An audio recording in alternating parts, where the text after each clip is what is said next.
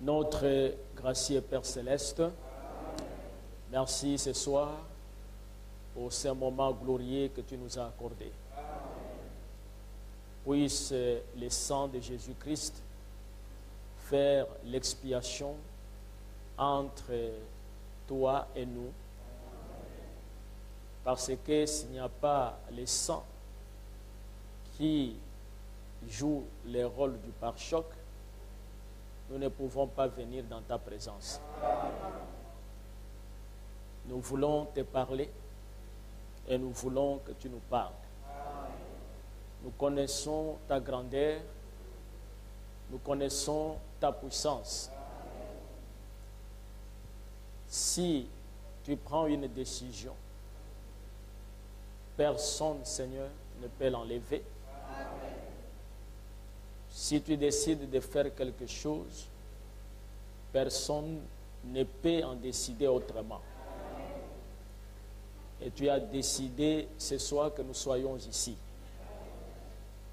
Rien ne pouvait nous empêcher d'être ici.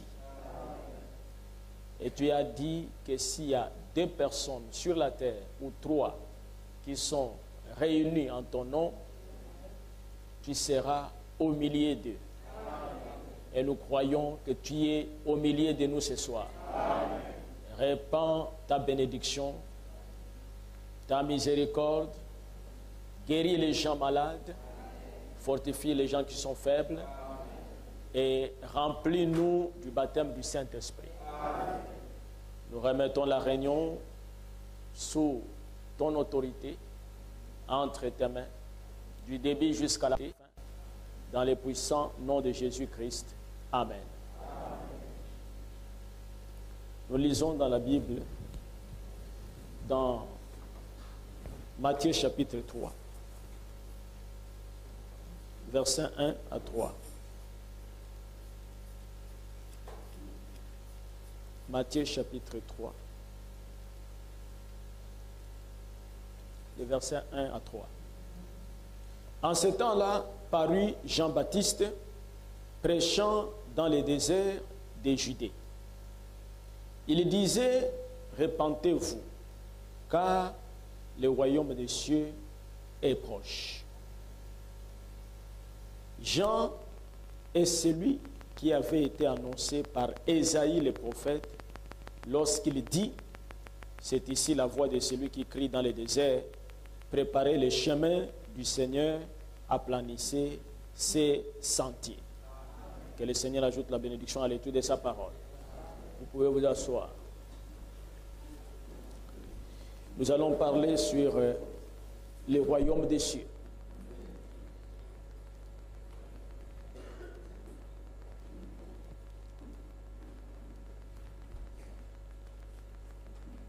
Le royaume des cieux. Vous remarquerez ici que dans la Bible, pour la première fois qu'on puisse parler de cette expression, le royaume des cieux, c'est quand Jean-Baptiste est apparu et qu'il a commencé à annoncer l'évangile. Dans tout l'Ancien Testament, vous remarquerez que nulle part où il est parlé du royaume des cieux. Et en lisant Matthieu chapitre 3, verset 1, il est dit, en ce temps-là, parut Jean-Baptiste prêchant dans le désert de Judée. Il disait, repentez-vous, car le royaume des cieux est proche. Repentez-vous, car le royaume des cieux est proche. C'est Jean-Baptiste qui est le premier prédicateur à parler de la venue du royaume des cieux. Et quand Jésus est arrivé, qu'il a commencé son ministère dans Matthieu chapitre 4. Au verset 17. Matthieu chapitre 4, verset 17. Nous lisons ceci. Dès ce moment, Jésus commença à prêcher. Donc Jésus vient de commencer son ministère. Et il commence le ministère en prêchant en ces termes. Est-ce que vous me suivez? Amen. Jésus vient de commencer son ministère. C'est-à-dire que Jean-Baptiste, son ministère est terminé. Et quand Jean-Baptiste a commencé son ministère, Jean-Baptiste a annoncé aux gens de se repentir parce que le royaume des cieux était proche. Et Jésus entre en scène dans le verset 17 du chapitre 4. Dès ce moment, Jésus commença à prêcher et à dire: repentez-vous, car le royaume des cieux est proche. Jean-Baptiste a demandé aux gens de se repentir parce que le royaume des cieux était proche. Jésus est entré en scène. Il demande encore aux gens de se repentir parce que le royaume des cieux est proche. Et remarquez que tout au long de la prédication de Jésus, il n'a fait que parler du royaume des cieux. Si vous prenez Matthieu chapitre 13,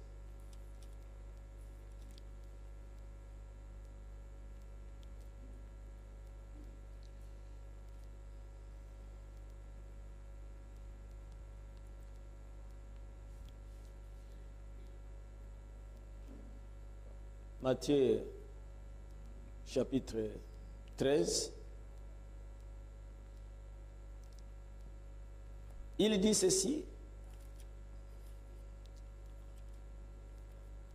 parce que tout ce qu'il a prêché concernait le royaume des cieux.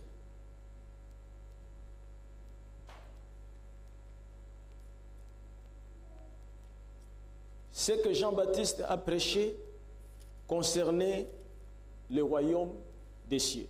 Je disais Matthieu, chapitre 13. Il dit ceci, verset 3. Il leur parla en parabole sur beaucoup de choses. Et il dit, un semeur est sorti pour s'aimer. Comme il s'aimait, une partie de la semence tomba le long du chemin. Les oiseaux vinrent et la mangèrent. Une autre partie tomba dans les endroits pierreux où elle n'avait pas beaucoup de terre. Elle leva aussitôt parce qu'elle ne trouva pas un sol profond. Mais quand le soleil parut, elle fit brûler et sécha, faute de racines. Une autre partie tomba parmi les épines. Les épines montèrent et l'étouffèrent. Une autre partie tomba dans la bonne terre. Elle donna du fruit, un grain 100, un autre 60, un autre 30. Que celui qui a des oreilles pour entendre, entende. Amen. Les disciples s'approchèrent et lui dirent, pourquoi leur parles-tu en parabole? N'est-ce pas? Amen. Pourquoi leur parles-tu en parabole? Jésus leur répondit, parce qu'il vous a été donné de connaître les mystères du royaume des cieux et que cela ne leur a pas été donné. Pourquoi tu leur parles en parabole? Autrement dit, je leur parle en parabole de façon que ou pour qu'ils ne saisissent pas le mystère du royaume des cieux. Amen. Je leur parle en parabole pour les empêcher d'entrer dans le royaume des cieux, parce que je n'ai pas été envoyé pour eux. Amen. Mais quand moi je vous parle en parabole, à vous, il a été donné l'intelligence et la sagesse afin que vous puissiez saisir ce qui concerne le mystère du royaume des cieux. Amen. Et il va continuer plus tard. Le royaume des cieux est semblable à un homme qui est allé pêcher, il a jeté le filet dans la mer. Le royaume des cieux est semblable à ceci. Le royaume des cieux est semblable. Il a donné des paraboles. Toutes ces paraboles, c'était pour faire comprendre aux disciples c'est quoi le royaume des cieux. Donc Jean-Baptiste est venu pour annoncer le royaume des cieux. C'était ça son ministère. Et quand Jésus arrive, il annonce encore le royaume des cieux. Amen. Et qu'est-ce qui va se passer? Un jour, les prêtres sont venus pour poser la question à Jésus, comme c'était un prédicateur du royaume des cieux.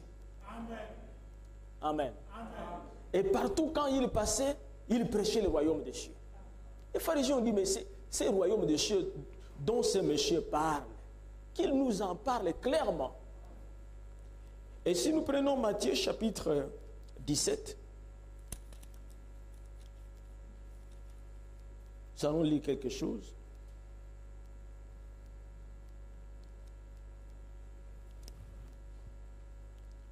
Et Luc, excusez-moi, Luc chapitre 17. Ici, nous remarquons que les pharisiens se sont approchés de Jésus, verset 20. Les pharisiens demandèrent à Jésus quand viendrait le royaume de Dieu. Le royaume de Dieu est proche. Jean-Baptiste a dit, le royaume de Dieu est proche. Et les pharisiens se sont approchés pour demander à Jésus, quand viendra le royaume de Dieu? Le royaume de Dieu et le royaume des cieux, c'est la même chose.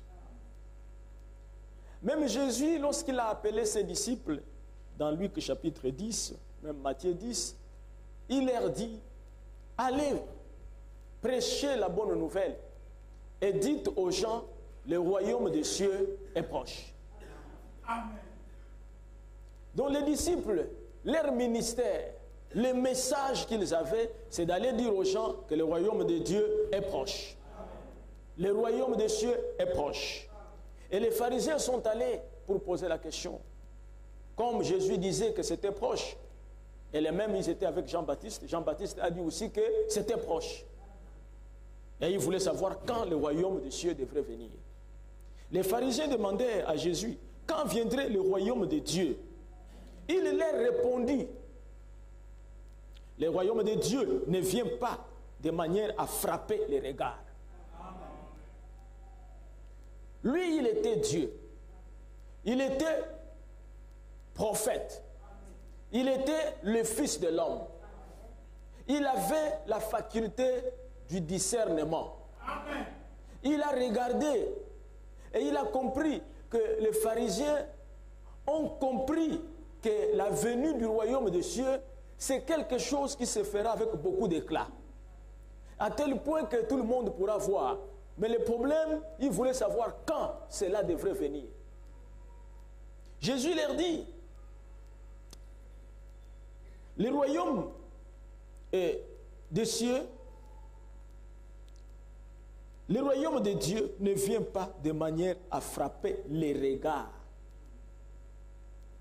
On ne dira point, il est ici ou il est là. Car, voici, le royaume de Dieu est au milieu de vous. Ah bon?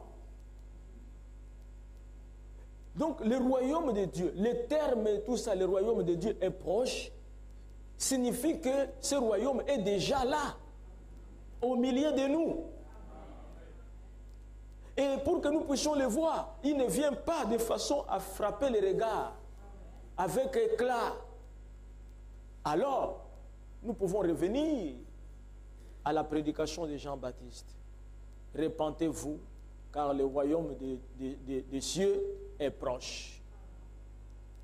Et il dit, il y a quelqu'un qui vient après moi. Et il était avant moi. Je ne suis pas digne de délier les courroies de ses chaussures. Et lui là, quand il viendra, moi je vais diminuer et lui il va croître. Et Jean-Baptiste plus tard, pendant qu'il est en train d'enseigner, il leur dit, il est au milieu de nous. Le royaume de Dieu était proche.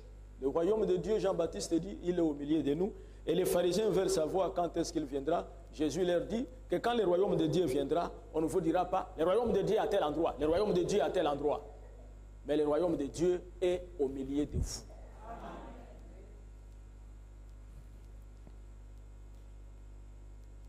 Dans Luc chapitre 9,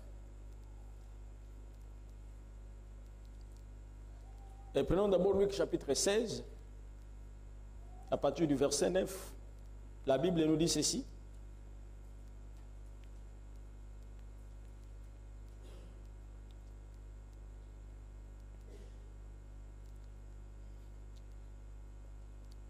Voilà. Luc chapitre 16, verset 16.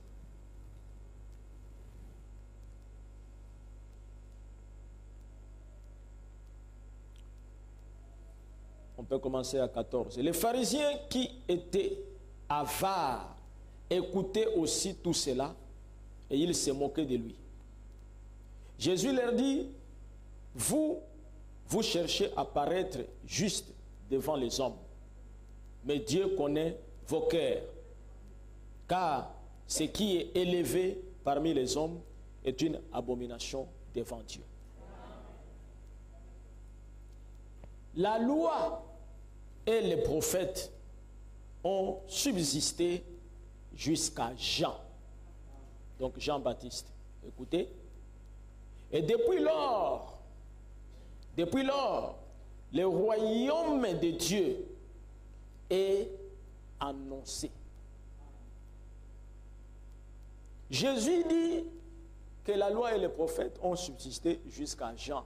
Mais le royaume des cieux, ou le royaume de Dieu, n'a été annoncé que depuis Jean. C'est ce qu'il dit, depuis Jean. Depuis lors, le royaume de Dieu est annoncé et chacun use de violence pour y entrer. Il est plus facile que le ciel et la terre passent qu'un seul trait de lettre de la loi vienne à tomber. Le royaume des cieux a commencé à être annoncé quand Jean-Baptiste était là. Et qui est Jean-Baptiste? L'Écriture dit, c'est celui-là dont le prophète Ésaïe a annoncé. Et voici, j'envoie un messager devant moi pour préparer ton chemin devant le Seigneur. Le royaume des cieux, Jésus dit, est au milieu de vous. Il ne viendra pas de façon à frapper les regards. Vous savez que le royaume que nous avons aujourd'hui ici sur la terre, ce ne sont pas les royaumes des cieux. C'est le royaume de ce monde. Dans le message des citernes crevassées, le prophète dit,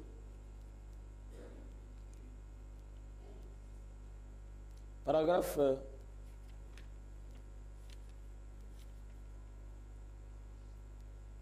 33, 34. Et je pense que la situation aujourd'hui correspond à ces défis. Dieu a parlé. Vous voyez, et nous voyons l'écriture sur la muraille. Donc, il nous est facile de prophétiser, de voir que nous sommes au temps de la fin.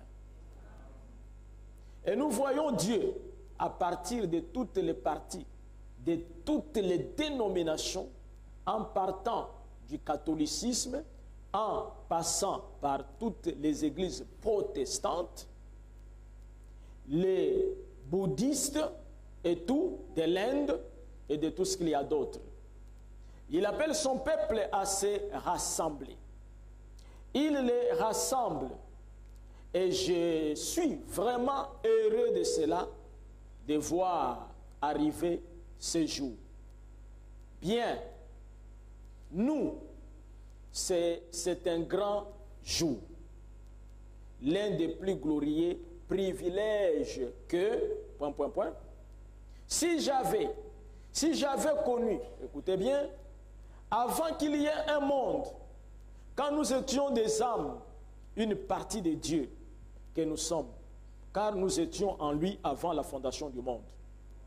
Vu qu'il n'y a qu'une seule forme de vie éternelle qui est Dieu, et que nous faisons partie de lui. Nous étions pas au point de savoir et de pouvoir penser, d'avoir un être, mais nous étions dans ses pensées. Ce que nous serions avant la fondation du monde. Ce que nous faisons partie de lui, comme mon fils fait partie de moi, et que je fais partie de mon Père, et ainsi de suite. Nous sommes fils et filles de Dieu par sa préconnaissance. Et à l'époque, si j'avais eu la connaissance que j'ai maintenant, et si j'avais pu voir toute l'étendue du temps, et s'il m'avait dit à quelle époque est-ce que tu aimerais vivre, j'aurais choisi cette époque-ci. Maintenant même, à la veille de la fin de l'histoire mondiale et de la venue du royaume de Dieu qui s'établira sur la terre. De la venue du royaume de Dieu qui s'établira sur la terre. Je pense que c'est le moment le plus glorieux de tous les âges. C'est maintenant même. Dans le message d'influence, Frère Branham dit que si les prédicateurs pouvaient comprendre que l'évangile n'est pas prêché de façon à appeler les membres dans l'église, mais l'évangile est prêché afin de pouvoir appeler les fils de Dieu à naître de nouveau pour hériter le royaume des cieux. Amen. Quand vous allez aujourd'hui voir même les gens qui font la campagne d'évangélisation, les termes qu'ils mettent là-bas, comme j'avais vu là une grande photo d'un monsieur, ils sont vraiment très courageux. Une très grande photo et c'était écrit là-bas, grande campagne d'évangélisation, les grands jours ou la grande nuit du retour à l'envoyeur. Donc vous comprenez que ce monsieur va réunir les gens. Les êtres que Dieu a créés. Et qui ont été déchus de la grâce. Ils ont perdu le paradis. Il va réunir ces gens-là pour le retour à l'envoyeur. Pour que ces personnes-là, qui se trouvent sous la malédiction, selon lui, qui ont reçu les balles des sorciers, lui va renvoyer sur les sorciers ce qu'ils ont envoyé sur les gens qui viendront l'écouter. Vous comprenez que ce monsieur n'a rien à voir avec la dernière commission que Jésus a donnée à ses disciples. Ce monsieur n'est pas inclus dans cette commission. Amen. Il est en train de faire le contraire de ce que le Seigneur a demandé à ses disciples de faire. Mais si les gens pouvaient comprendre, les gens comprendraient. Amen.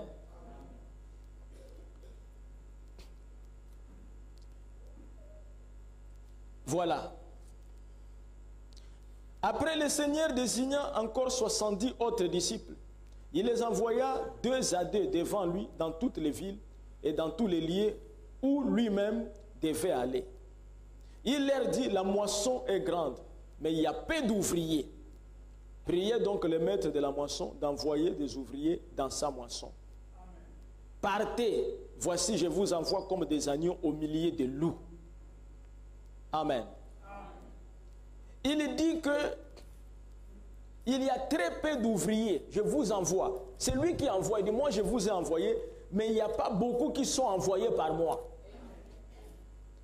Vous allez partir, vous allez trouver beaucoup de gens sur les champs, mais ce n'est pas moi qui les ai envoyés. Matthieu chapitre 10.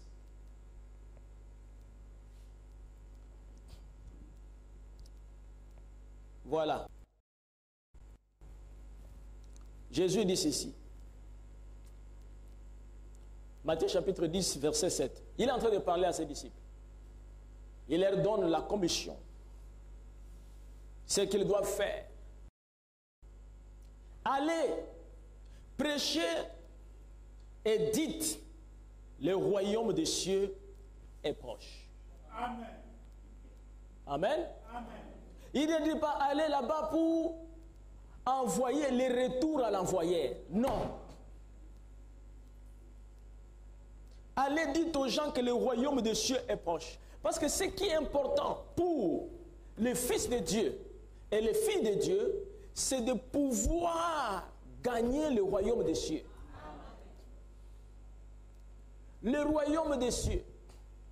Parce que la délivrance, c'est bien. Le retour à l'envoyeur, c'est bien. Mais à la fin, qu'est-ce qui va se passer? Tu ne vas pas y rester là-bas et tout ça pendant un siècle pour faire le retour à l'envoyeur. Non. Non. À un moment donné, tu ne pourras pas faire le retour à l'envoyeur. Parce que tu ne sauras pas, c'est impossible. Tu dois mourir parce que c'est la loi de Dieu. Mais quand tu vas mourir après avoir fait des renvois à l'envoyeur, mais où est-ce que tu vas maintenant aller habiter? Parce que ce monsieur qui est venu prêcher l'évangile n'a tant montré que les avantages sociaux. Si tu n'as pas d'enfant et tout ça, Jésus te donne l'enfant. Jésus peut t'amener en Europe. Et c'est ce qui se prêche. L'évangile peut t'amener en Europe. L'évangile peut te donner les enfants. L'évangile peut te rendre riche. L'évangile, la parole. Bon, après, quand je suis riche et tout ça, mais la fin, qu'est-ce qui va m'arriver? Amen. Amen. Mais oui, je vais devenir riche, mon ami, mais après, qu'est-ce qui va arriver?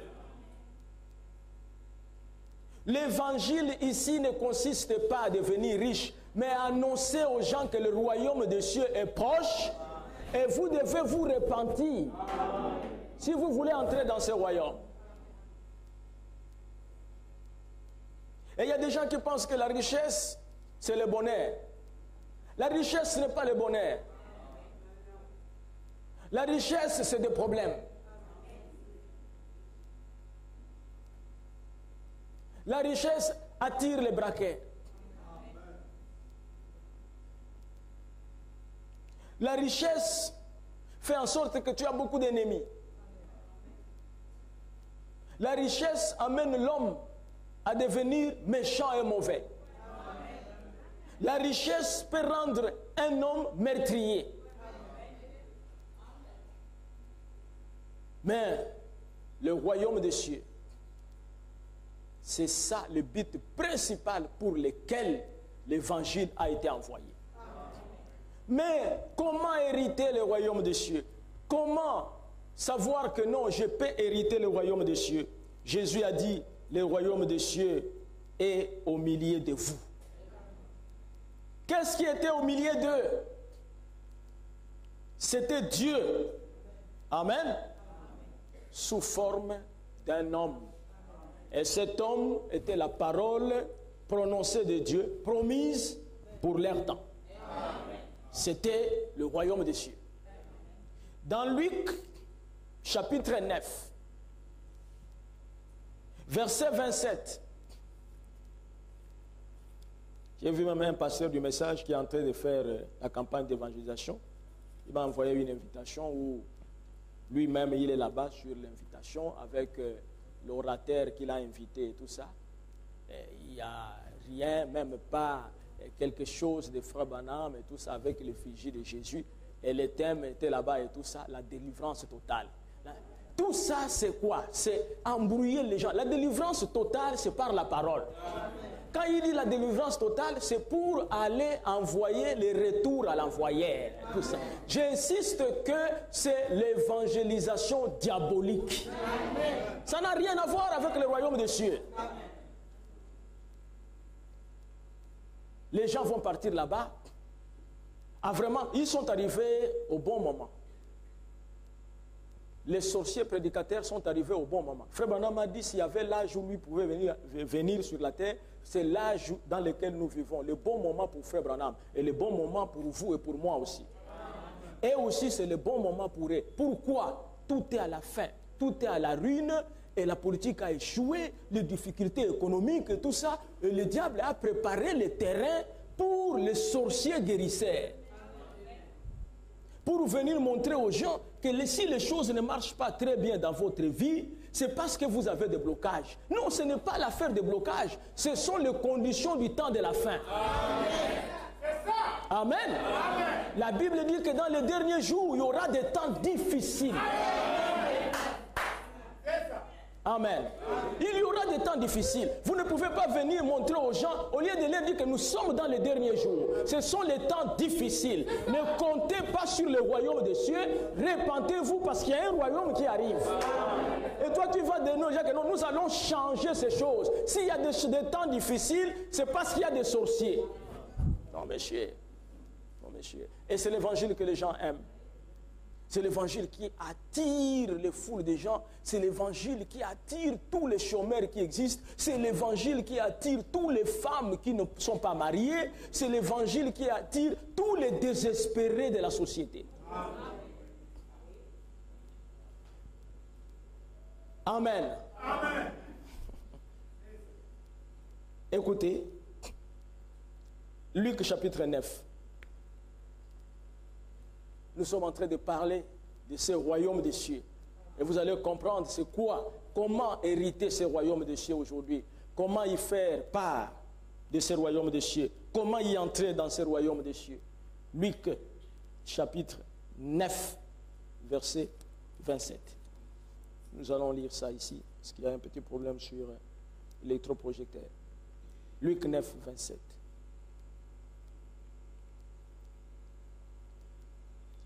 Commençons au verset 26.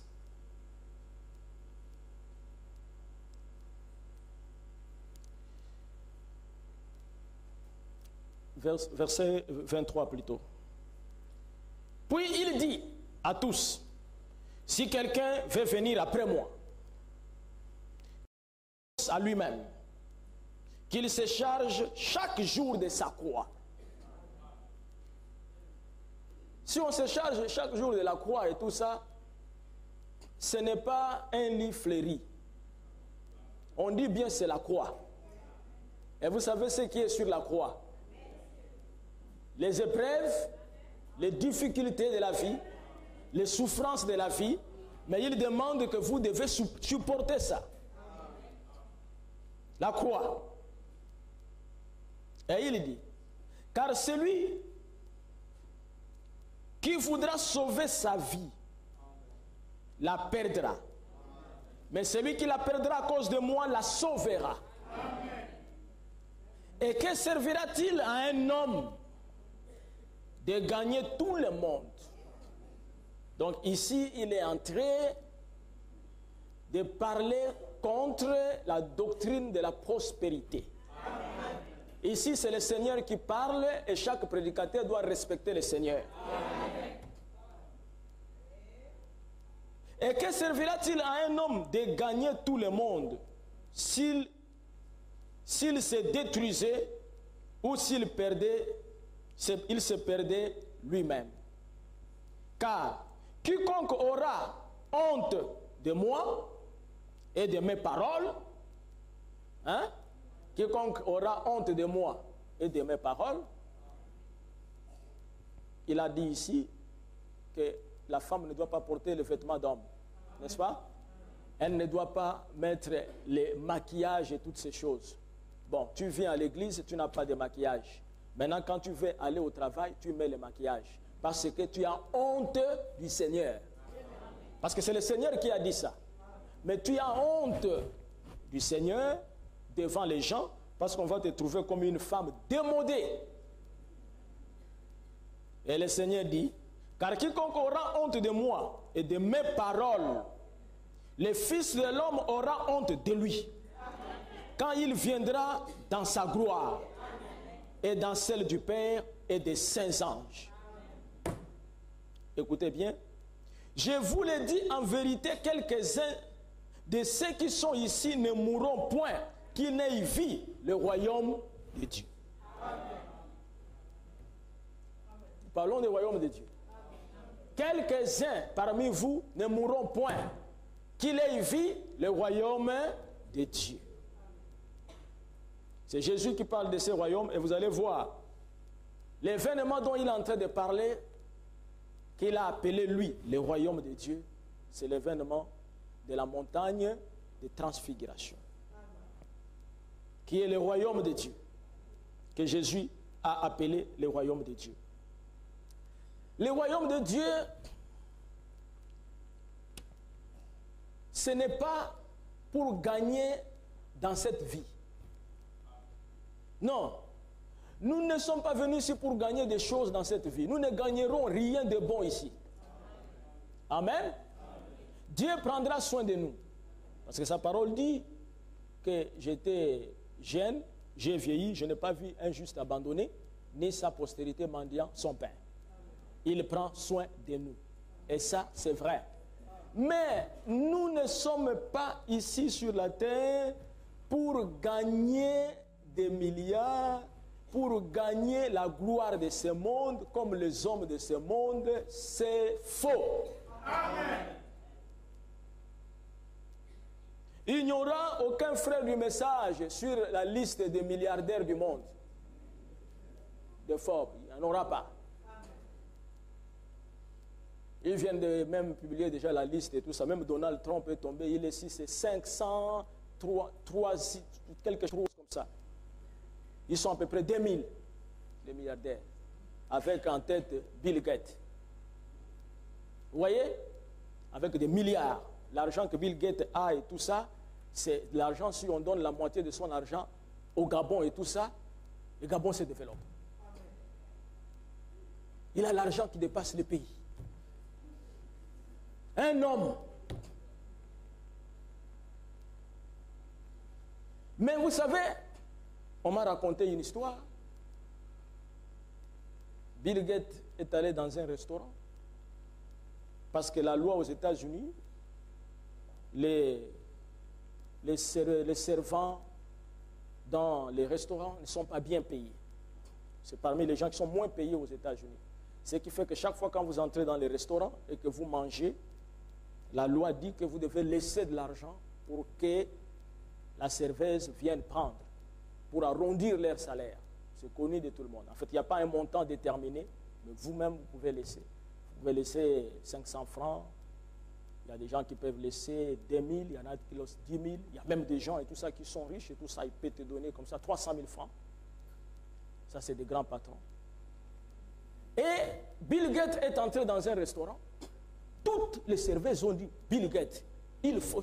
Et chacun se précipitait pour aller servir Bill Gates. Voilà donc, il y a une qui est arrivée et tout le monde lui disait que toi là, c'est fini. Bill Gates et tout ça. Et le gars est rentré, il a mangé très très bien tout ça. Quand il a terminé, il a sorti 10 $, c'est-à-dire à peu près 6 000 francs CFA. Il a laissé sur la table.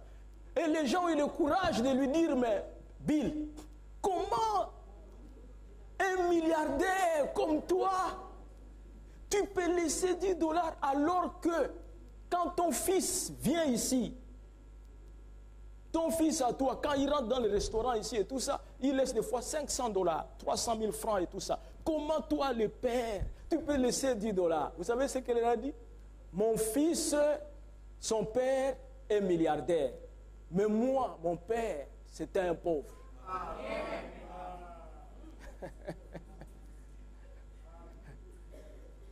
C'est pour vous dire, bien mes frères, que ces gens-là qui sont très riches et tout ça, le démon aussi vient les visiter. Et pour qu'il soit riche, tout ça, on l'appelle riche parce qu'il y a des pauvres. Et il est content de garder toujours son titre. Il va dire, mais si j'enlève par exemple 1 milliard là, je donne aux Gabonais et tout ça, bon, les classements qui vont venir là, je peux tomber en bas et tout ça. Ah non, je ne donne rien, j'ajoute ça. Vous voyez? C'est pour cela le bonheur pour un chrétien, ce n'est pas ici sur la terre. Écoutez, je vais vous donner une écriture. Vraiment, écoutez très bien ce que dit le Seigneur.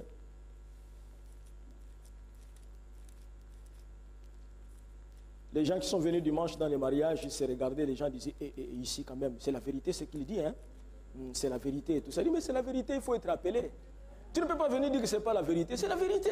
Parce que c'est dans la Bible. Mais si tu n'as pas été prédestiné à croire la vérité, tu ne croiras pas. Parce que le monde a une grande attraction. Le monde que vous voyez là. Tu peux rejeter Dieu pour le vernis à ongles. Seulement le vernis que tu mets là et tout ça. Comme ça là et tout ça. Tu rejettes Dieu.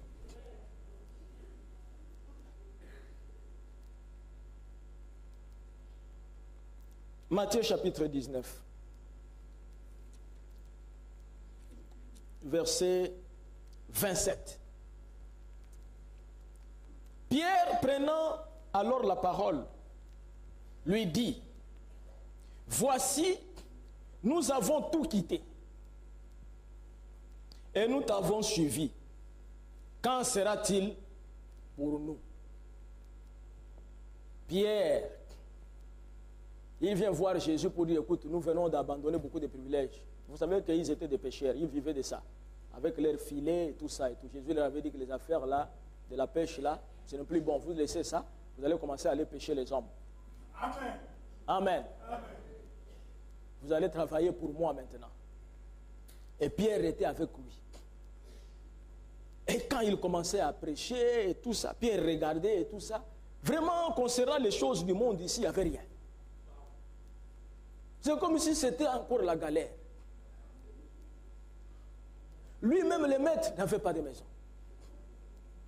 Et il les amenait dans les déserts. Et des endroits comme ça. Il leur donnait... Ah, Pierre a dit, je vais quand même lui poser la question, quand est-ce qu'il va parler quand même de la prospérité? Amen. Est-ce qu'il est en train de nous préparer pour bien gérer ça ou qu'est-ce qui se passe? Parce que le temps est en train de passer. Et il lui pose la question en lui disant... Il y a des gens qui sont partis de l'église ici. Depuis que je suis arrivé là-bas, rien n'arrive. Je n'ai pas toujours l'emploi. Jésus leur répondit. Je vous le dis en vérité. Quand le Fils de l'homme, au renouvellement de toutes choses, sera assis sur le trône de sa gloire, vous qui m'avez suivi, vous serez de même assis sur 12 trônes et vous jugerez les 12 tribus d'Israël. Seigneur, donc nous te suivons là, c'est pour cette affaire-là. Il dit c'est pour ça. C'est plus glorieux que tout ce que vous pouvez avoir ici sur la terre. Et il continue, il leur dit. Et quiconque aura quitté à cause de mon nom ses frères, ou ses sœurs, ou son père, ou sa mère, ou sa femme, ou ses enfants, ou ses terres, ou ses maisons, recevra le centuple et héritera la vie éternelle. Amen. C'est ça le vrai évangile. Amener les gens à se repentir, à croire la parole, pour qu'ils puissent hériter la vie éternelle. Nous remarquons ici que Jésus dit que quelques-uns parmi vous ne mourront pas, jusqu'à ce qu'il ait vu le Fils de l'homme ou le royaume des cieux.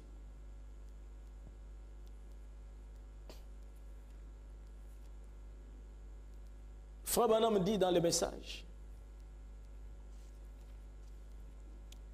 les 7 âges de l'Église.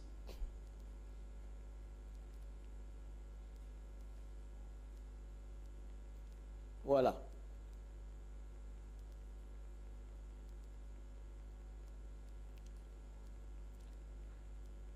Or, dans Matthieu 16, 28, comme introduction à Matthieu 17, 1, 13, Jésus avait dit, quelques-uns de ceux qui sont ici ne mourront point, qui n'aient vu le Fils de l'homme venir dans son règne.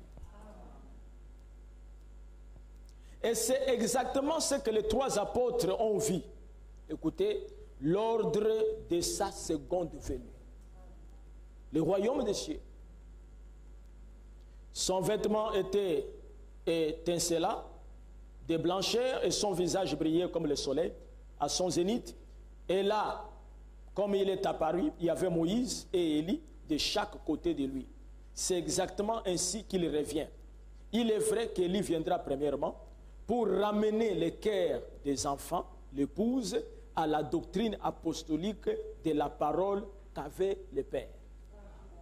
Et il dit, Malachie 4, 5 et 6. Donc, l'accomplissement de Malachie 4, 5 et 6, la venue donc du prophète de Dieu, William Marion Branham, c'est déjà l'introduction du royaume des cieux. Amen. Sur la terre. Amen. Amen. Le royaume des cieux. Vous qui avez accepté Malachie chapitre 4, vous qui croyez en Frère Branham comme le prophète que Dieu a envoyé, vous êtes déjà dans le royaume des cieux. Amen. Amen. Parce que du temps de Jean-Baptiste, c'est Jean-Baptiste qui a annoncé le royaume des cieux. Il avait dit le royaume des cieux est proche. Et il annonçait la venue du Messie. Et qui était le Messie? Le prophète promis en Israël. Amen. La parole faite chair. Et c'était le royaume des cieux. Et quand on a dit à Jésus, quand est-ce que le royaume des cieux viendra? Il a dit, il ne vient pas de façon à frapper les regards, mais il est au milieu de vous. Et c'est pour ça qu'il pouvait annoncer aux gens que c'est lui qui m'a vu à vie le Père. Oui, c'est vrai, mes frères. Tout ce que nous voyons de visible est venu de la parole invisible. Amen. Avant que nous puissions voir ce bâtiment ici, le bâtiment était dans la pensée. Amen. Amen. C'était dans la pensée. Et cette pensée a été exprimée sous forme d'un plan. Amen. Et les plans là et tout ça, quand il est venu, c'était la pensée qui était écrite. Et maintenant, de ce qui était écrit, est sorti le matériel. Et quand les gens arrivent, ils disent, ah, mais ça c'est un joli bâtiment et tout ça et tout. Mais où était ce bâtiment ici et tout ça? C'était dans la pensée. Amen. Amen. Et de la pensée, c'était sur un papier. Amen. Et on a montré aux gens. Il y a des gens qui pouvaient regarder comme ça, oh, c'est le bâtiment et tout ça et tout et tout. Et ils ne croient pas. Amen. Alléluia. Amen. Amen. Et il y a des gens, lorsqu'on parlait sans écrire, ils ne croyaient pas.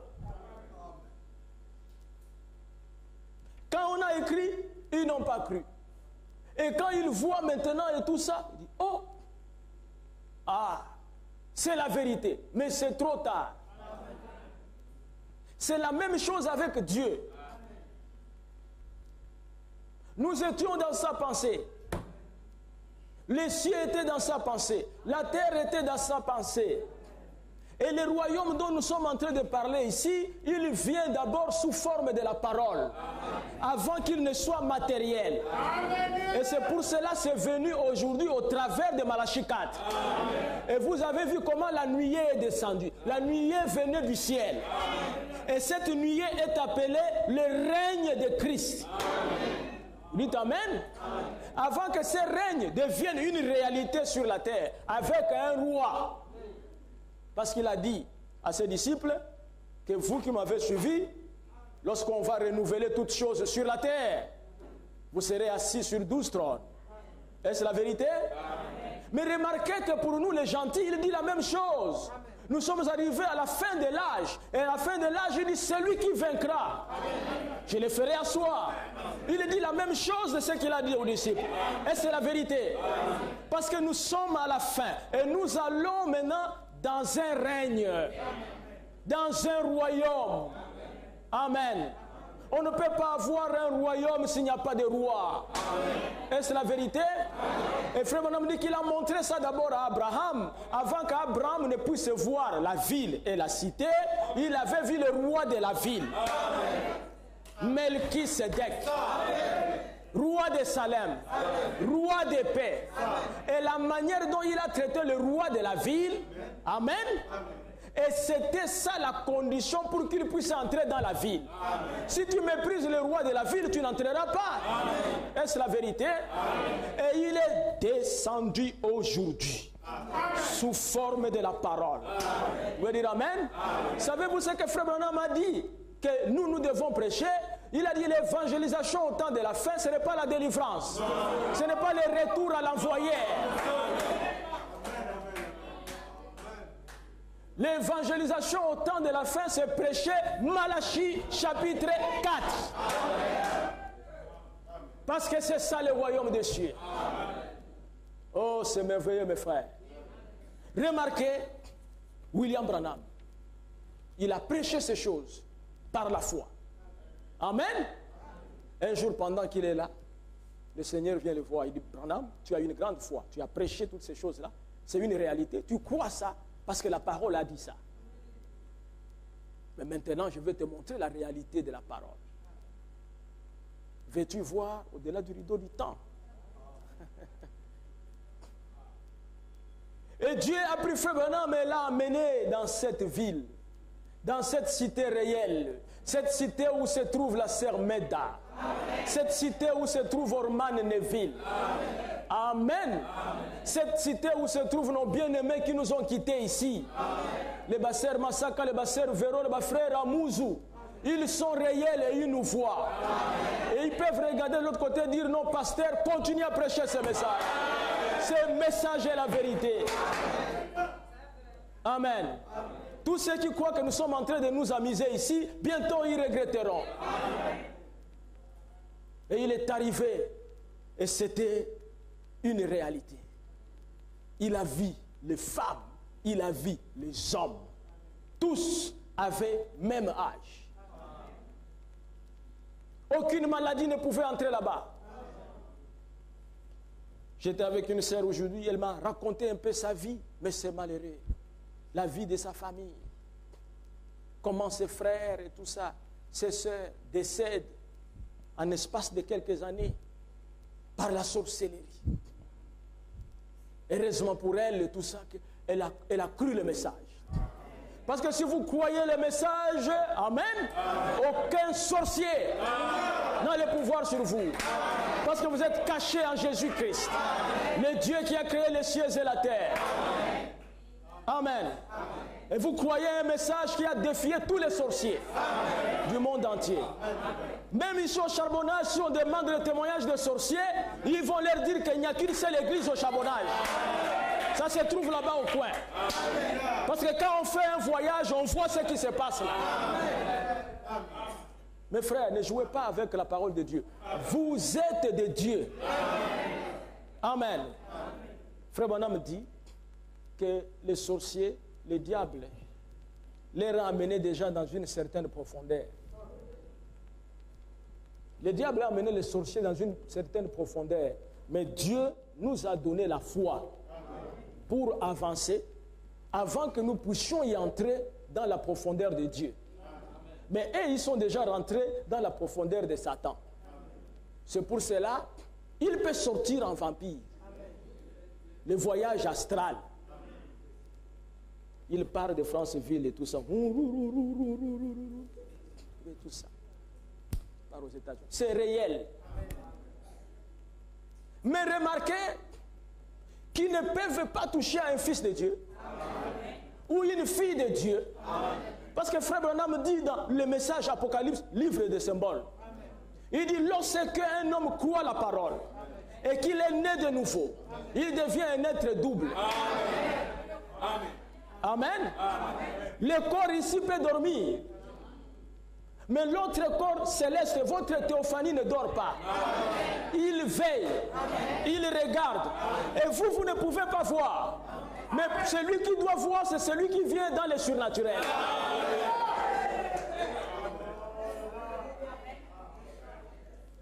Amen.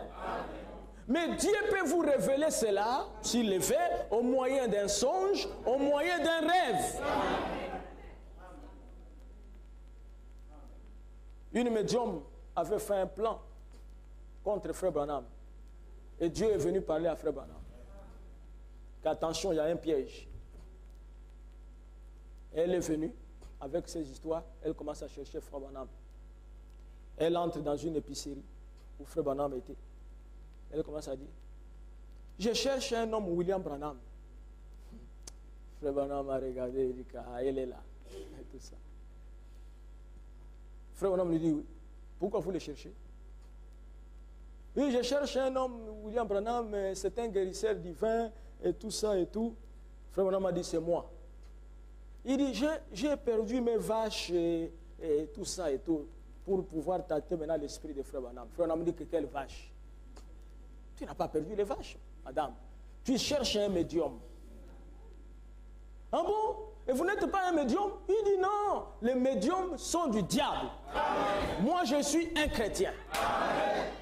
Si Frère Branham était dans la franc-maçonnerie, comme les prédicateurs sont en train de le dire, il ne parlerait pas contre la franc-maçonnerie, contre les sorciers, parce qu'un royaume ne peut pas se diviser contre lui-même.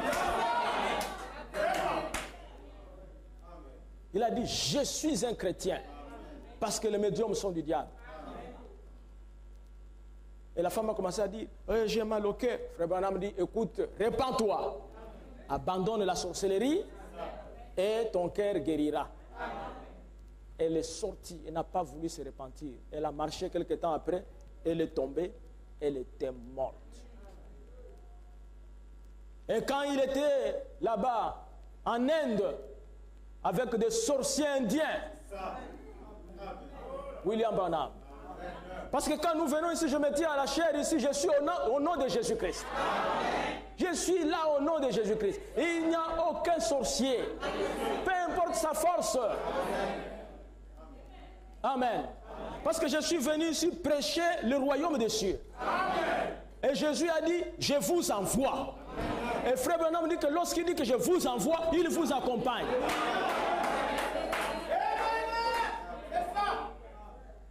Amen. Il vous accompagne. C'est pour ça qu'aucun sorcier ne peut me faire du mal. Aucun sorcier ne peut vous faire du mal. Amen. Ne croyez pas ces choses-là, venez vous dire non, vous avez les blocages dans votre vie et tout ça. Quand vous avez cru ce message et tout ça, tout est débloqué. Amen. Tout. Et la bénédiction vous accompagne. Amen.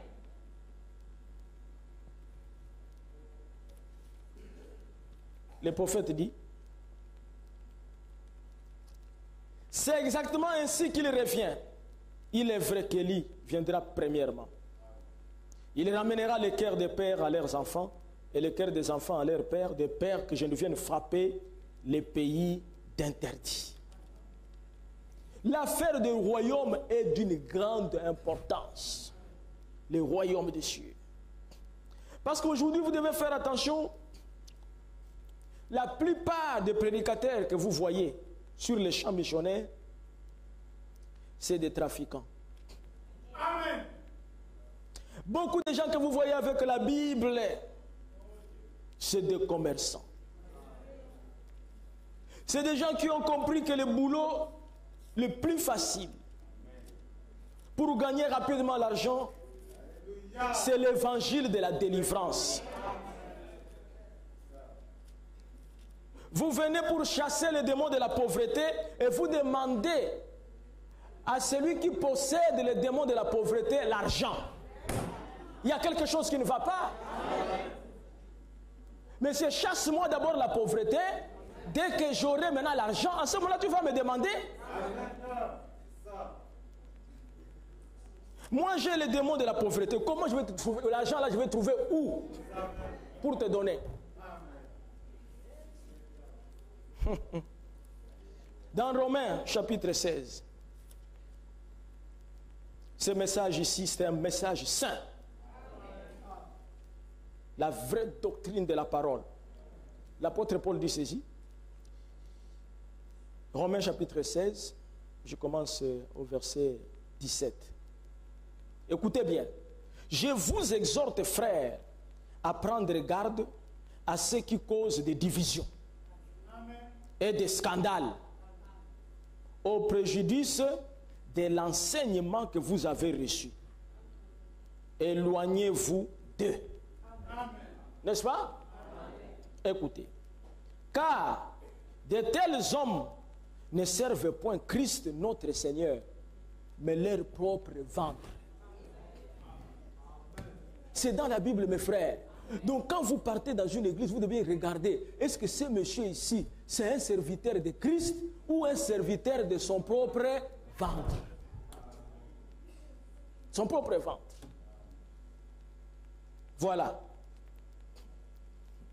Et il dit, ils servent Christ? Non. Voilà. Car je n'oserais... Oh, excusez-moi, je n'étais pas là-bas. Voilà. Car de tels hommes ne servent point Christ, notre Seigneur, mais leur propre ventre, et par des paroles, écoutez, douces et flatteuses. Alléluia. Gloire au Seigneur. Oh ma soeur, tu as un grand don. Tu as un grand don. Depuis que tu es arrivé, j'ai vu que tu as un grand don et tout ça. En tout cas, et tout ça, on va mettre la sœur intercesseuse. Des paroles douces et flatteuses. Comment une personne qui vient d'arriver ne connaît même pas et tout ça, si on dit que prenons Timothée, il ne sait pas si c'est dans l'Ancien Testament ou dans le Nouveau Testament, devient intercesseuse.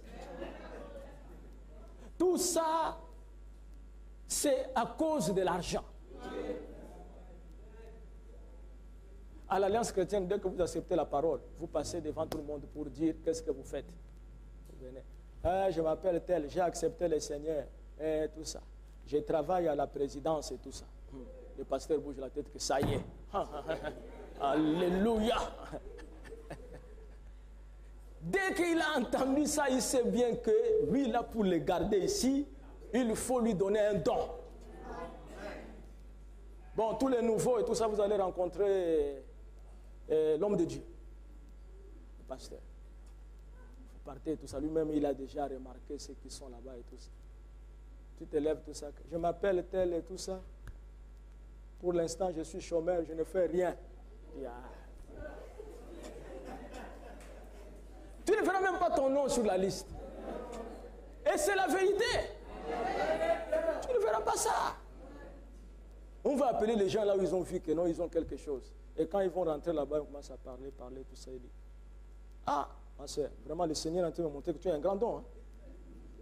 Tu as un grand don et tout ça. Le Seigneur me dit que vraiment vous êtes intercesseuse et tout ça.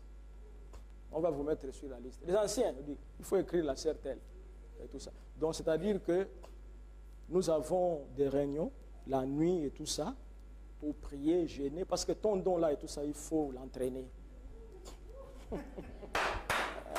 Ces gens-là, vraiment, je ne sais pas ce que nous les ferons, parce que nous allons les juger. Ils ont amené l'opprobre sur le nom de Jésus-Christ. Ils ont amené l'opprobre sur le message. Le Seigneur m'a dit et tout ça qu'il y a 30 personnes ici et tout ça qui doivent soutenir l'église.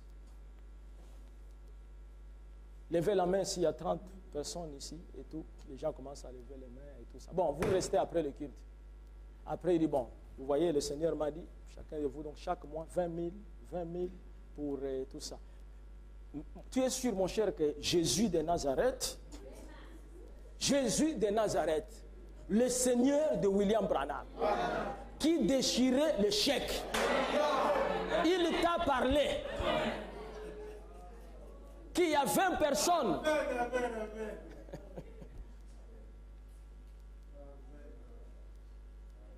Et ce sont ces choses qui se passent même dans le message. C'est pour ça que vous me voyez, Église, je ne vois pas qui je peux aller soutenir.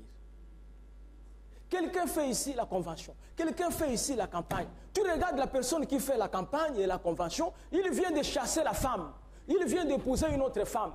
La femme est à Libreville en train de souffrir. Lui, il est là avec la convention et tout ça. La délivrance est totale. Mais toi-même, tu n'es pas délivré. Mais mes frères, c'est la vérité. On doit te délivrer, toi. Amen. Avec les grands dons que Dieu t'a donnés et tout ça. Tu n'as pas vu que cette femme-là et tout ça ne peut pas être la femme d'un prédicateur? Pasteur, parce qu'aujourd'hui au Gabon, un prédicateur qui chasse sa femme, ce n'est pas un obstacle pour prêcher l'évangile. Il y a des croyants du message qui sont déjà convaincus que c'est rien. Et même eux aussi sont convaincus que c'est rien.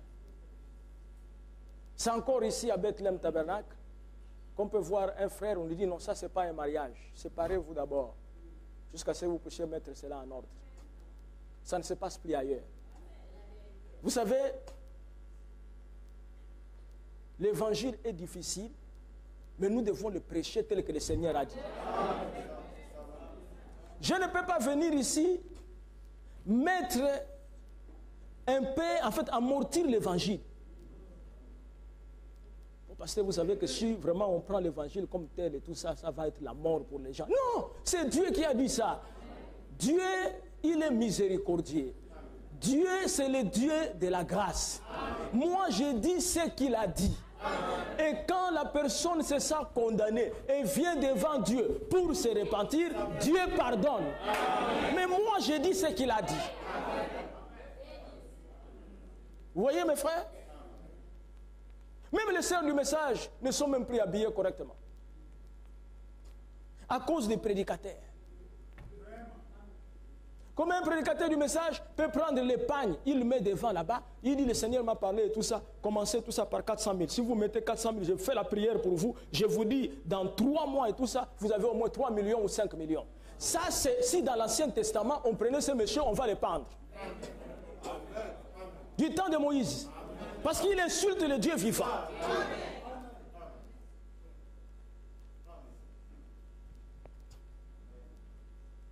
Frère Branham dit, ils font des cotisations pour payer la maison de leur pasteur. Il dit, payez vos dîmes. Amen. Et le pasteur paiera sa maison. Amen. Tu n'as pas de moyens, tu vas prendre une maison de 300 000. Avec une église qui vient de commencer, maintenant on va commencer à faire des cotisations et tout ça. Bien mes frères, 20 000 pour payer la maison du pasteur. Et tout ça, on paye ces mois ici. Après quelques temps et tout ça, 2 personnes ont fui. Et tout ça. Et après... Mais qu'est-ce qui va arriver? Tu vas devenir un ganga. Sinon on va te chasser de la maison. Tu es obligé de fabriquer des choses. Tu es obligé de fabriquer des prophéties. Tu es obligé de voler même l'argent. Mais si nous restons dans la ligne de la parole, Frère Branham dit, si Dieu t'envoie, Dieu prendra soin de toi.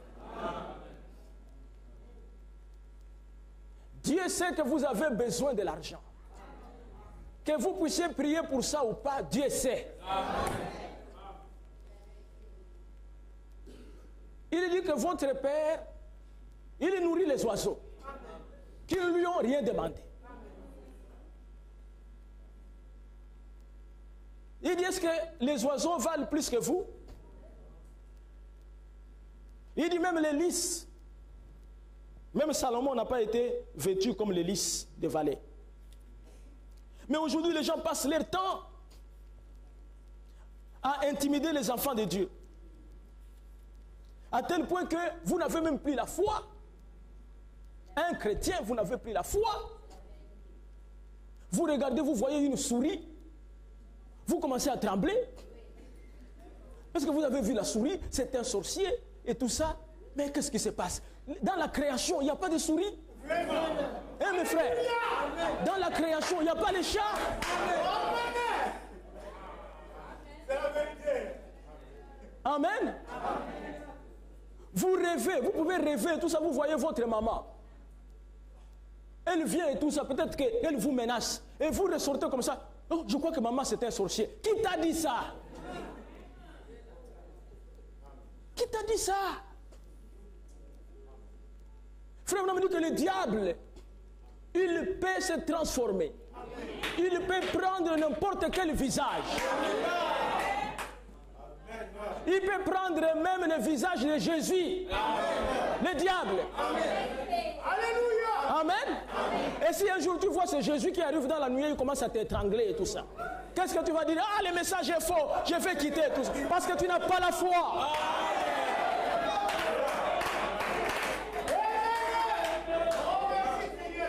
Ah, mes frères, c'est la vérité. Et ça crée des problèmes. Ça fait pas longtemps, un frère est venu me voir, mon pasteur, vraiment, j'ai vu mon petit frère et tout ça. L'homme là est venu, il me menaçait, j'ai dit non, non, laisse le petit frère calme, tranquille. N'amène pas de problème dans la famille. Amen. Si tu as la foi, va prier, chasse l'homme qui a la barbe. Il quitte. Amen. Chasse l'homme qui a la barbe. C'est fini. Une sœur était venue me raconter que j'ai vu le pasteur sauter en songe. C'est elle-même qui me disait, pasteur, je vous ai vu, vous aviez les cheveux comme les cheveux d'une femme, vous marchiez dans l'eau et tout ça. J'ai dit, ce n'est pas moi. Ce n'est pas moi. Il ne faut pas venir me raconter des choses comme ça. C'est le diable que tu as vu. Ça n'a rien à voir avec moi. Il a le droit de faire. La Bible dit qu'il se transforme même en ange de lumière. C'est pour ça la seule chose pour que nous puissions savoir si c'est lui, c'est par la parole. C'est fini. Il n'y a pas autre chose. Vous pensez, mes frères, que nous resterons ici, nous ne serons pas tentés? Nous serons tentés tous les jours. Nous serons tentés tous les jours. Pensez pas parce que vous avez cru le message, vous devez dormir vraiment un sommeil de bébé. Et on vous a dit tout ça que le diable est parti en retraite. Il travaille. Et il travaille contre nous. Et nous devons nous défendre. Amen. Nous n'allons pas aller accuser les gens, nous devons nous défendre. Et maintenant, si ton fils à la sorcellerie, ou ton enfant ou quoi que ce soit, qu'est-ce que tu vas faire? Tu vas maintenant les jeter. Ou quand tu vois l'enfant en train de venir, ah, mes frères, et tout ça. Vous savez, au Congo, la plupart des enfants sont dans la rue, à cause des prédicateurs qui disent aux parents et beaucoup de choses. Ah, vous voyez, si les choses ne marchent pas dans votre maison, votre fils là, c'est un sorcier. Tu vas voir les parents, ils prennent l'enfant, dans la rue. Et tout ça. Mais des gens comme ça. Vous pensez qu'à Libreville, que nous vivons ici et tout ça, Dieu va enlever les sorciers pour vous, hein? Hein? Les sorciers sont là jusqu'à la destruction. On vous a dit que quand Daniel est parti à Babylone et tout ça, on a terminé les sorciers. Non, les sorciers étaient là. Même quand le roi a appelé, il a appelé les sorciers. Daniel a trouvé les sorciers. Mais Daniel a fait quelque chose de plus grand que les sorciers. Amen. Mais vous travaillez des fois, vos patrons et tout ça, c'est des sorciers. Amen. Mais toi, tu es un fils de lumière. Tu es parti là-bas, tu es la lumière. Il ne peut rien te faire. Et il a peut-être peur de toi. Amen. Des fois même, il ne peut pas te renvoyer et tout ça. Il dit, bon, si je le renvoie ici, j'aurai des problèmes. J'ai un témoignage ici d'un frère, son patron. C'est un frère qui est ici, dans les messages. Il travaille et tout ça, parce que lui, il travaille des fois jusqu'à 18h, 19h. Un jour, il est parti bien avant. Son patron est resté dans les bureaux. Quand le patron est resté dans les bureaux, la porte commence à s'ouvrir, celle. Quoi? Quoi? Ah! Regarde, tout se dit, il a fermé les choses dans la voiture. Ouf, il est parti. Et quand le frère est venu, il a dit au frère que, mais quand tu es parti, j'ai vu la porte et tout ça, je ne comprends pas et tout ça. La deuxième fois, le frère n'était pas là. La porte, crou. Le gars est parti. Quand le frère est venu, il dit, mon ami, quand tu termines, moi aussi je pars. Je ne peux pas rester. Pourquoi quand tu es ici, la porte là ne s'ouvre pas? Oh, Daniel est dans la fosse au lion. Alléluia. Le message que vous voyez là, mes frères, ce n'est pas de la blague. C'est Dieu lui-même. C'est une grande protection. Amen. Vous savez, William Branham a dit que même un chrétien faible, de la foi, quand il est à genoux et qu'il parle à Dieu, il dit le monde de l'enfer tremble. Amen. Vous ne devez pas entrer dans cette atmosphère des éveillés où les sorciers sont partout. Couper les liens. Partout et tout ça. Quand tu vois ta maman en train de venir, tu fouilles. Et non. Moi-même, si on me dit que mon propre père, c'était un sorcier et tout ça, c'est mon père. Je vais aller parler avec lui et je lui dirai et tout ça, mon cher, explique-moi, j'entends que tu es un sorcier. Comment tu pratiques ça? Les gens ont peur pour rien. Moi, je suis arrivé, ma petite sœur devrait se marier. J'étais là-bas et j'ai dit, on n'amène pas la bière, on n'amène pas les vins et tout ça. Papa, pourtant, il est aussi dans le message, il m'a appelé à côté, il dit, ah papa, ces choses-là, eux-mêmes ils vont être là, les oncles et tout ça, ce ne sont pas les gens du message. Ils ont dit que s'il n'y a pas les vins et tout ça, ils ne sont pas dans le message, on doit leur donner les vins. Tu sais que ces gens-là et tout, il ne faut pas faire des choses, tu connais comment ils font leurs choses la nuit. J'ai dit, non, papa, ce n'est pas ton affaire. Quand ils vont venir, moi je vais leur parler. J'ai dit, c'est moi qui ai pris la décision. Et tous ceux qui sont fâchés, s'ils veulent faire quelque chose contre quelqu'un, c'est moi. N'est-ce pas? Oui, c'est moi. Alléluia. Merci Seigneur. Et ils sont venus et tout ça, on leur a donné les jus et tout ça, ils buvaient, mais d'autres et tout ça. Ils disent, vous êtes obligés. Vous êtes obligés et tout ça. Hein? Ça, c'est notre royaume. C'est notre droit. C'est ça. Quand vous m'inviterez à venir chez vous et que vous êtes en train de boire la bière ou quoi que ce soit, je ne vais pas vous interdire. C'est tout. Vous allez craindre tout ça, les sorciers et tout ça. Vous savez qu'un sorcier, pour lancer un mauvais sort, il doit se servir d'un matériel. Il prend ça où? Quand il va prendre le bois, c'est mon père qui a créé ça. Il va prendre la plume de perroquet, c'est mon père qui a créé ça. Il va utiliser quoi? Celui qui te bénira sera béni. Celui qui te maudira sera maudit.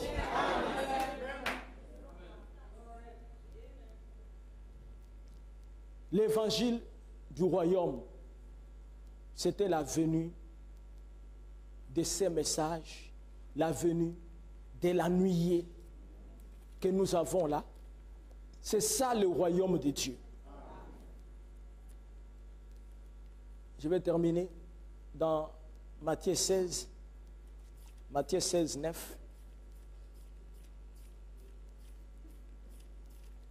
Mon épouse me disait, chérie, moi j'entends seulement les gens, oh, on est venu m'attraper au cou et tout ça. Moi, depuis que je suis ici, je dors pour moi, je n'ai jamais vu des choses comme ça. J'ai dit, ah bon, mais c'est parce que tu es avec quelqu'un. Hein? Si tu es à la maison quand même, tout ça. Parce qu'on doit arriver à l'adoption. Adoption. Adoption. Ce n'est pas des chrétiens et tout ça. Il vient, tout ça. Terminé, il enlève, il mange la nourriture, le riz, la banane, terminé. Quand il arrive et tout ça là-bas, même pas la prière. Il fait ses songes, les gens viennent au cou, il fait ses choses. Et tout ça. Non, la plus grande arme que Dieu nous a donnée, la prière. Amen. Un chrétien doit prier. Amen. Il doit parler au Seigneur. C'est un pacte que nous avons fait avec Jésus-Christ. C'est une alliance. Frère Bonhomme dit dans la foi parfaite que si nous avions la foi parfaite, nous serons aux yeux du monde des mystiques. Des mystiques. Vous voyez? Une maladie commence et tout ça, les gens commencent à te dire, on t'a jeté ça, on t'a jeté ça. Il n'y a pas de problème. Va maintenant avec ta bouche, parle au Seigneur. Seigneur, comment se fait-il que les sorciers peuvent m'atteindre? On nous a enseigné à l'église que si nous croyons en toi, il n'y a aucun sorcier qui peut venir. Seigneur, tu vas permettre que les sorciers les fassent. On nous a dit que tu es tout puissant, tu es omnipotent, tu es omniscient. Comment les sorciers peuvent me faire ça? Viens me secourir. Et Dieu va répondre à la prière. Mais si vous êtes abattu et que la foi même s'affaiblit, ils sont là. Il va venir t'effrayer. Des fois même, il te fait rien. Tu vas voir même, tu peux être un homme costaud et tout ça. Un homme gros et tout ça. Les sorciers viennent, un petit sorcier malingre, quand tu regardes la journée, tout ça. Il vient de... C'est difficile. Même à la maison là-bas, des fois, le courant se coupe au milieu là. On est 23 heures. J'ai dit et tout, Rosette, va mettre...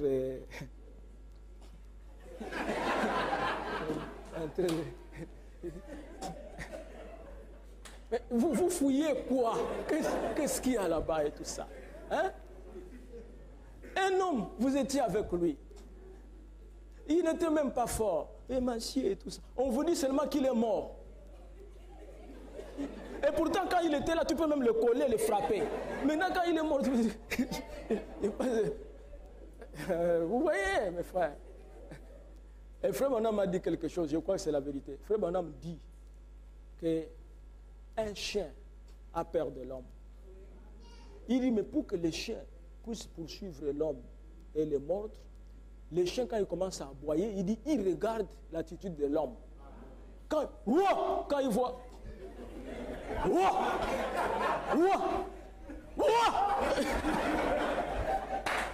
Mais quand il vient, toi tu viens.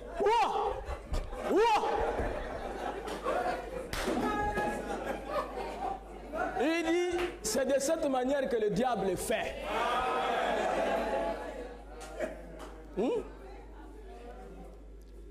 Vous voyez ça? C'est de cette manière que le diable fait. Matthieu 16, verset 9, on va terminer par là.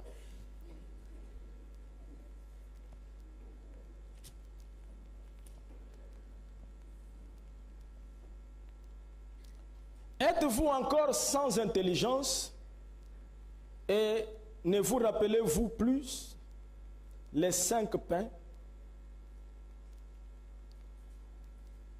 Les 5 pains et des 5000 hommes. Et combien les paniers vous avez emportés? Parce que les disciples disaient un peu plus loin là-bas et tout ça. Voilà. Et verset 6. Jésus leur dit, gardez-vous avec soin du levain des pharisiens et des sadducéens. Et quand il a dit ça, les disciples n'ont pas compris. Ils pensaient que c'est une affaire de la nourriture. Les pains. Les disciples raisonnaient en eux-mêmes et disaient, c'est parce que nous n'avons pas pris de pain. Les disciples raisonnaient en eux-mêmes. Pourquoi les disciples ne pouvaient pas dire, Seigneur, nous n'avons pas compris quand tu parles des levains des pharisiens. Explique-nous l'attitude d'un chrétien. Même les enfants. Des fois, j'ai ma petite fille ici, quand elle vient là-bas. Quand je l'envoie, je ne sais pas si elle a peur ou quoi. Une fois, je l'ai envoyée. J'ai dit, non, tu vas m'acheter des pains.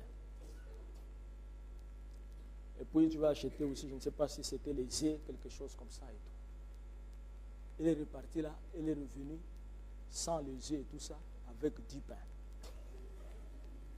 J'ai dit, mais ma petite fille, quand on n'a pas compris, il faut dire, je n'ai pas compris. Vaut mieux ça que d'aller raisonner. D'aller raisonner. Même à l'école, frère, vous qui êtes à l'école, il y a des gens là et tout ça, comme le maître dit que ça va, vous avez compris et tout ça, il est là, ça va dire, non, non. Et il se gêne, peut-être les gens vont dire que non, lui n'a pas compris. Non, si tu n'as pas compris, tu dois t'exprimer. Je n'ai pas compris. C'est ça l'homme. Il leur parlait de se garder de levain. C'est quoi? C'est les enseignements des pharisiens. Amen. Les enseignements des pharisiens. Et aujourd'hui, les levains, c'est quoi? C'est les enseignements, les mêmes pharisiens modernes. Il y en a d'autres que vous voyez dans les messages. Tout le monde que vous voyez avec les brochures qui parlent des frères Branham n'est pas dans les messages. Tout le monde n'est pas dans les messages. Dans les messages ici, nous avons des gens plus dangereux que dans les dénoms. Vous voyez, quelqu'un se lève pour dire que bon, je vais corriger les erreurs des frères Branham. Et la personne qui est en train de corriger les erreurs des frères Branham et tout ça, a épousé 8 femmes. Un frère et tout ça, un pasteur. Il a 8 femmes à la maison. Et il dit, c'est selon l'ainsi dit le Seigneur de frère Branham, dans mariage et divorce. Quiconque ne croit pas à la polygamie n'a pas la vie éternelle. Il dit, mais ça c'est un bandit de grand chemin.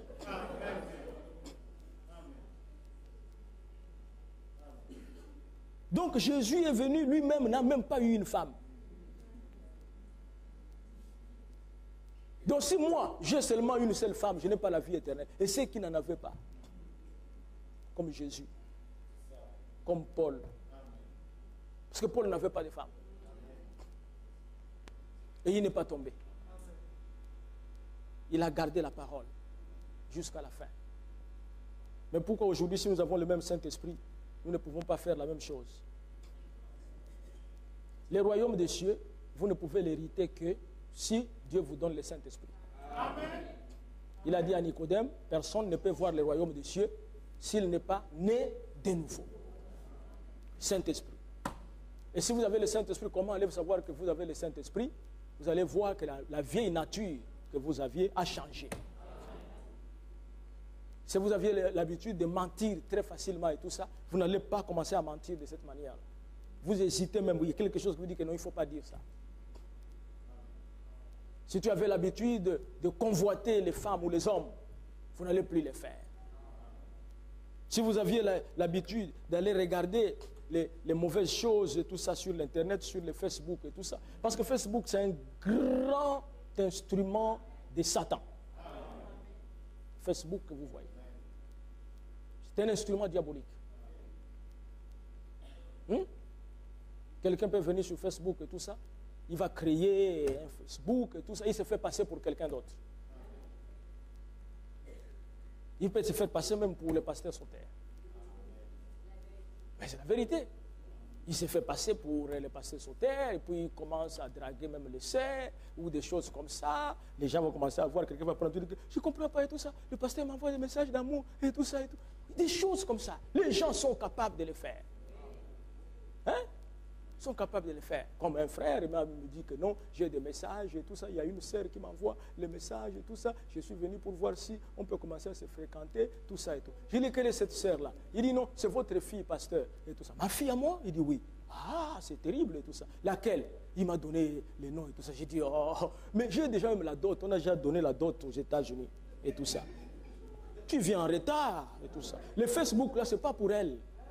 C'est pas pour elle, oublie ça. Non, pasteur, tout ça, je crois, j'ai senti le coup de foudre. Il dit, pour rien. Le coup de foudre, pour rien. Le coup de foudre, pour rien. Parce qu'elle va se marier au mois d'août. Et moi, je vais aller là-bas. Et tout ça. Pasteur, j'ai vu même la dernière fois, même elle a envoyé le message. J'ai dit, c'est pour rien.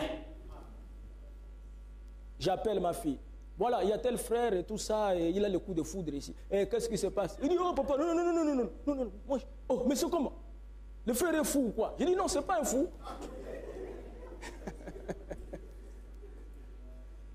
C'est pour ça que vous voyez tout ça, moi, l'histoire de Facebook, fermé.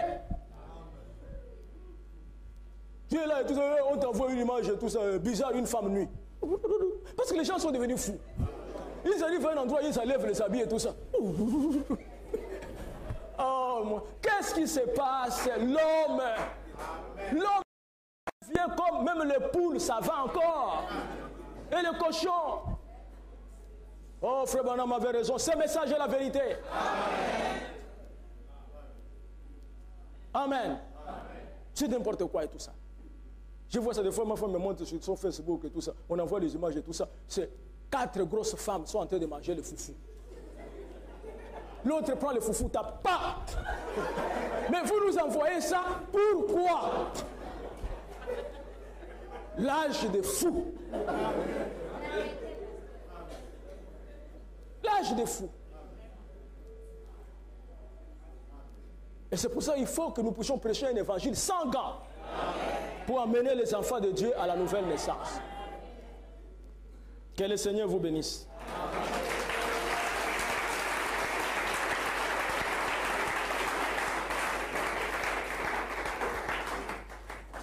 Nous allons nous lever.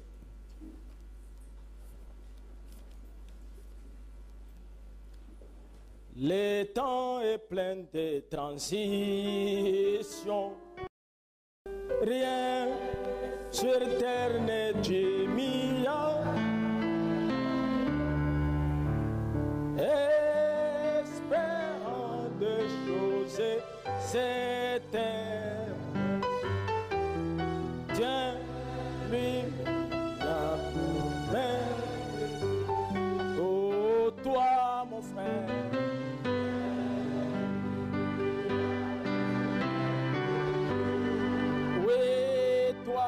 Ma sœur,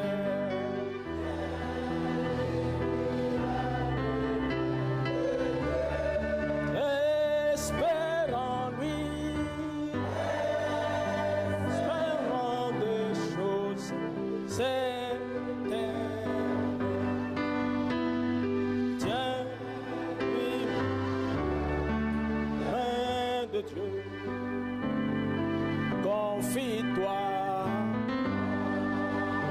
Fais-toi en l'aide. Dieu doit t'apporter les années. Si tes amis t'abandonnent,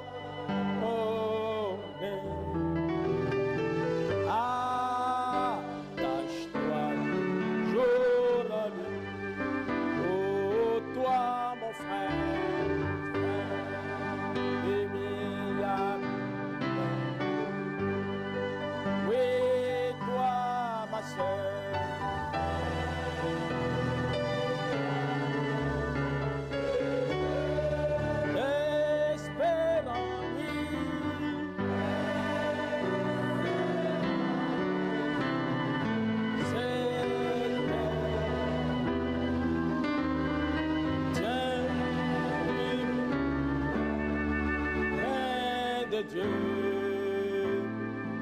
ne convoite pas les richesses,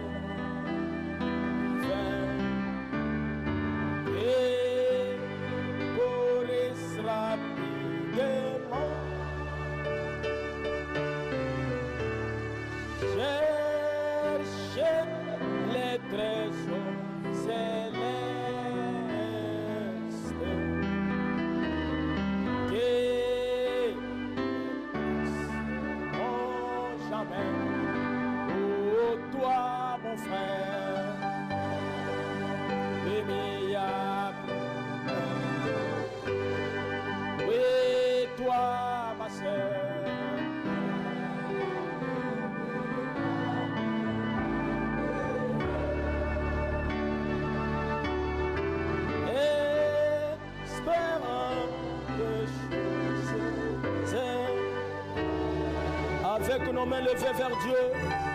Tiens, bim.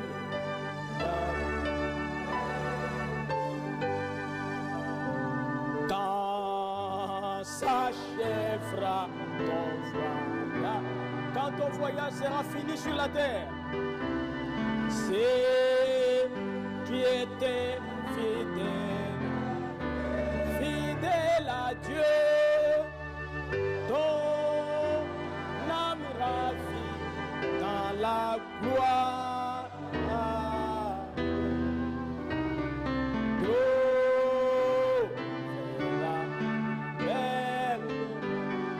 Oh Dieu Tout-Puissant,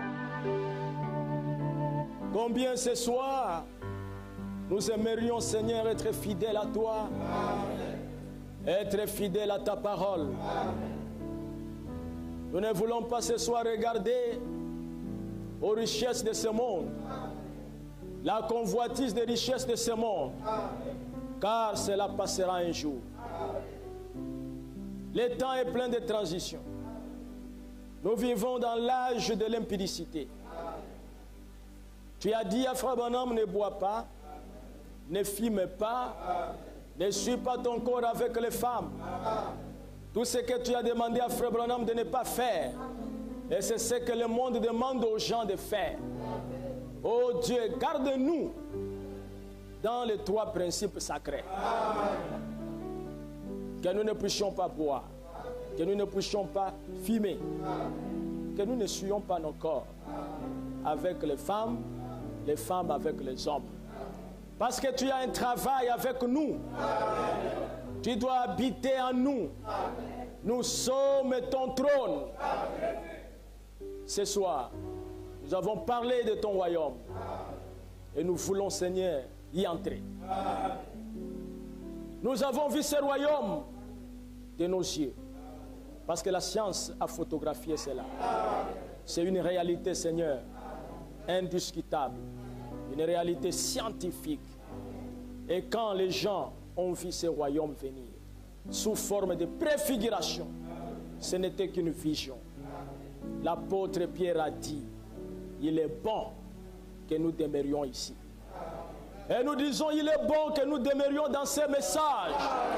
Il est bon que nous demeurions dans ces messages. Dans la parole de l'heure. Dans Luc 17:30. Apocalypse 10. Seigneur, protège tes enfants. Nous vivons dans l'âge où les prédicateurs que le diable a envoyés sur la terre effrayent les gens par la sorcellerie, par les mauvais sorts. Oh Dieu, je voudrais que tu gardes tes enfants. Parce que nous sommes dans la paume de ta main. Y a-t-il quelqu'un, y a-t-il un sorcier capable de pouvoir nous arracher dans ta main?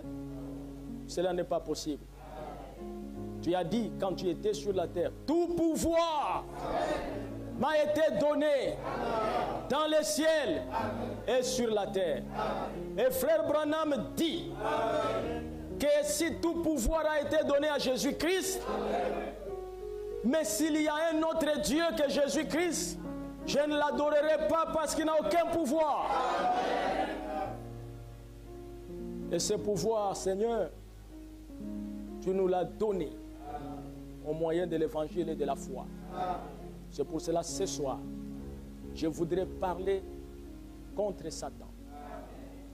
Je voudrais les réprimander. Je voudrais lui donner l'ordre et lui rappeler qu'il n'a plus rien à voir avec les enfants de Dieu qui ont reçu ces messages. Il n'a plus rien à voir avec eux parce qu'ils ont été rachetés par le sang de Jésus-Christ. Et pendant que je parle, il y a des gens malades ici. Et j'ai des requêtes ici, Seigneur, pour des personnes qui sont hospitalisées, qu'on a envoyées ici. Le frère Badinga m'a dit que sa femme est hospitalisée. Ici se trouve une sœur aussi qui est malade. Il y en a d'autres qui sont malades ici. Ici se trouve aussi notre sœur, la sœur Nadine. De temps en temps, elle perd le sang. Toi, le Dieu Tout-Puissant. Et tu sais combien de fois nous avons prié pour ces cas. Mais nous savons que tu peux agir n'importe quel jour. Et nous voulons ce soir Que ton œil miséricordieux soit sur tes enfants. Satan, tu n'as pas le pouvoir sur les enfants de Dieu. Dans le nom de Jésus-Christ, qui s'est manifesté en ces derniers jours, qui a été photographié, je t'ordonne de quitter les enfants de Dieu. Et j'ordonne à la santé et à la vie d'entrer dans leur corps pour la gloire de Jésus-Christ. Merci Père. N'as-tu pas dit que tout ce que vous demanderez en priant, croyez que vous l'avez reçu et vous le verrez s'accomplir. Que la gloire te soit rendue au nom de Jésus-Christ. Amen.